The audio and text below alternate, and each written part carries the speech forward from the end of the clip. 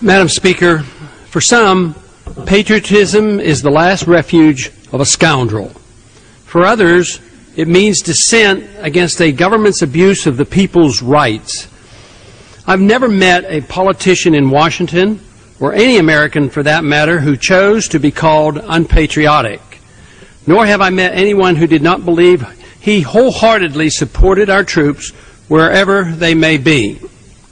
What I have heard, all too frequently, from the various individuals is sharp accusations that because their political opponents disagree with them on the need for foreign military entanglements, they were unpatriotic, un-American, evildoers deserving contempt. The original American patriots were those individuals brave enough to resist with force the oppressive power of King George. I accept the definition of patriotism as that effort to resist oppressive state power.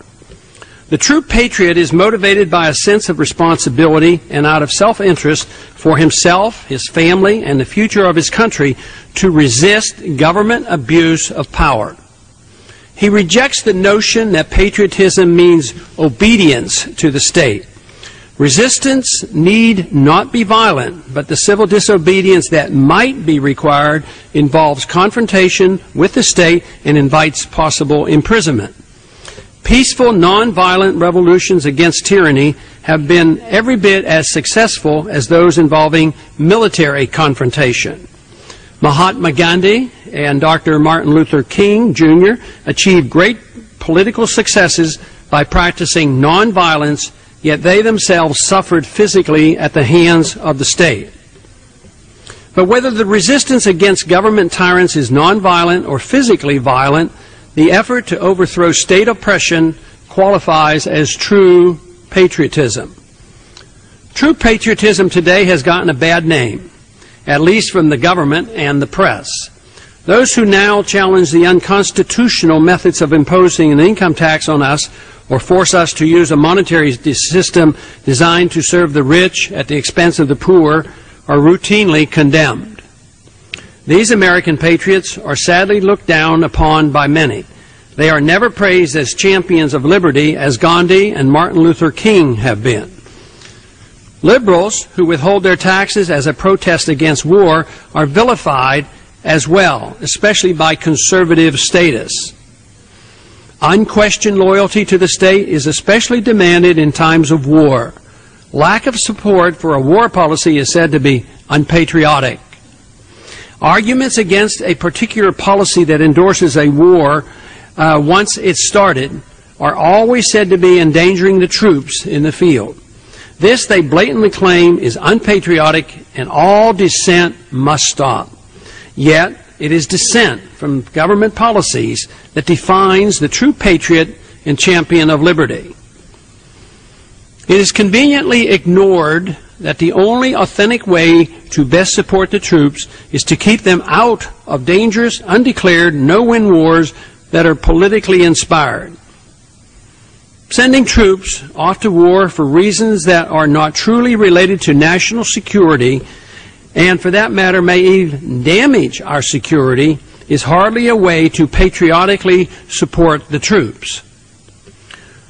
Who are the true patriots? Those who conform or those who protest against wars without purpose? How can it be said that blind support for a war, no matter how misdirected the policy, is the duty of a patriot?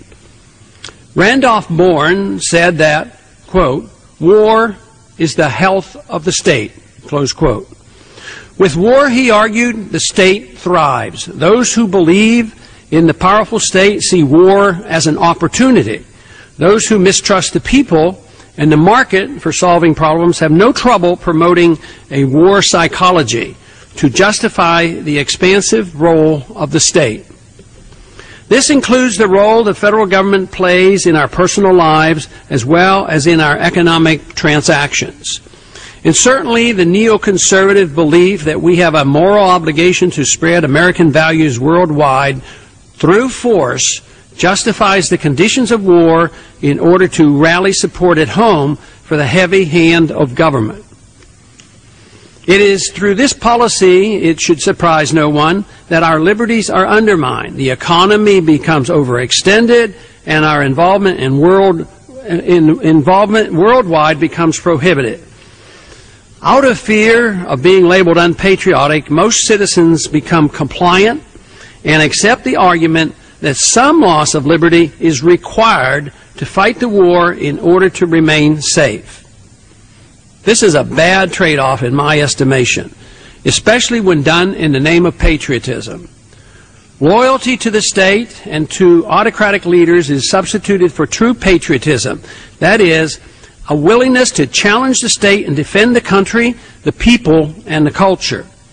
The more difficult the times, the stronger the admonition becomes that the leaders be not criticized. Because the crisis atmosphere of war supports the growth of the state, any problem invites an answer by declaring war, even on social and economic issues. This elicits patriotism in support of various government solutions while enhancing the power of the state. Faith in government coercion and a lack of understanding of how free societies operate encourages big government liberals and big government conservatives to manufacture a war psychology to demand political loyalty for domestic policy, just as is required in foreign affairs. The long-term cost in dollars spent and liberties lost is neglected as immediate needs are emphasized. It is for this reason that we have multiple perpetual wars going on simultaneously. Thus, the war on drugs, the war against gun ownership, the war against poverty, the war against illiteracy, the war against terrorism, as well as our foreign military entanglements are endless. All this effort promotes the growth of statism at the expense of liberty. A government designed for a free society should do the opposite, prevent the growth of statism and preserve liberty. Once a war of any sort is declared, the message is sent out not to object or you will be declared unpatriotic. Yet we must not forget that the true patriot is the one who protests in spite of the consequences, condemnation or ostracism or even imprisonment that may result. Non-violent protesters of the tax code are frequently imprisoned, whether they are protesting the code's unconstitutionality or the war that the tax revenues are funding. Resistors to the military draft or even to selective service registration are threatened and imprisoned for challenging this threat to liberty. Statism depends on the idea that the government owns us and citizens must obey. Confiscating the fruits of our labor through the income tax is crucial to the health of the state. The draft, or even the mere existence of the selective service, emphasizes that we will march off to war at the state's pleasure. A free society rejects all notions of involuntary servitude, whether by draft or the confiscation of the fruits of our labor through the personal income tax. A more sophisticated and less well-known technique for enhancing the state is the manipulation and transfer of wealth through the fiat monetary system operated by the secretive Federal Reserve. Protesters against this unconstitutional system of paper money are considered unpatriotic criminals and at times are imprisoned for their beliefs.